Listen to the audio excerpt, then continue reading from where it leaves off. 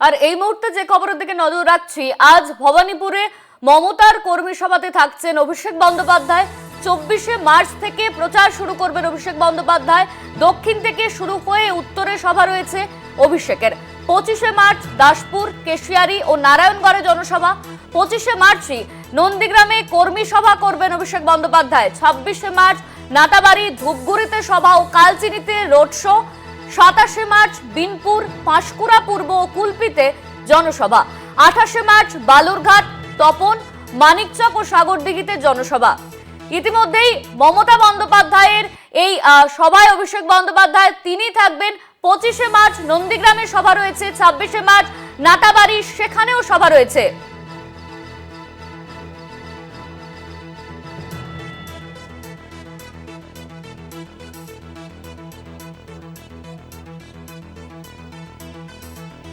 আমাদের সঙ্গে ফোন লাইনে রয়েছেন কলকাতা টিভির ডেপুটি এডিটর মৌপিয়া নন্দী। মৌপিয়াদি, আজ ভবানীপুরে মুখ্যমন্ত্রীর কর্মী সভা রয়েছে এবং সেখানে থাকছেন অভিষেক বন্দ্যোপাধ্যায়।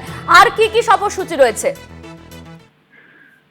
দেখো অনন্যা, প্রথমে আমি একটা জিনিস রেকটিফাই করে দিই যে নন্দীগ্রামে যেটি রয়েছে সেটি কিন্তু কর্মী সভা, জনসভা এবং কর্মী সভায় তফাৎ রয়েছে।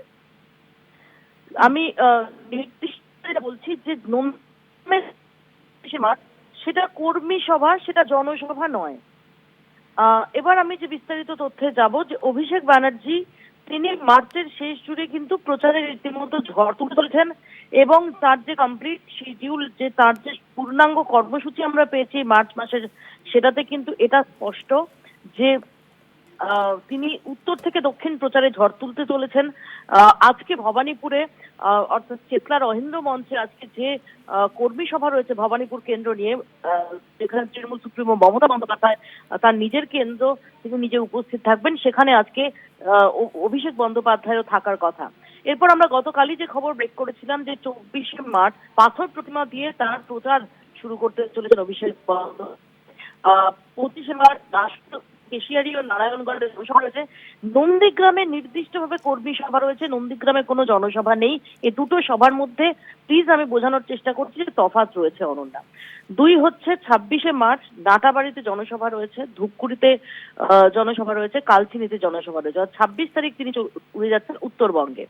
27শে মার্চ আবার তিনি ফিরে আসছেন দক্ষিণবঙ্গে, সেখানে বিনপুরে জনসভা রয়েছে, পাঁশকুড় পূর্বে জনসভা রয়েছে, কুলপিতে জনসভা রয়েছে। 28শে মার্চ তিনি আবারও চলে যাচ্ছেন উত্তরবঙ্গে, সেখানে বালুরঘাট ও তপনে জনসভা রয়েছে, মানিকচকে জনসভা রয়েছে, এরপর সাগরদিঘি অর্থাৎ মুর্শিদাবাদে জনসভা রয়েছে। 29শে মার্চ যেখানে একই সঙ্গে তিনি বীরভূম যাচ্ছেন, অর্থাৎ রারবাঙ্গ থেকে একদম সুন্দরবন, তার এই শিডিউল একই দিনে তিন জনসভা করবেন।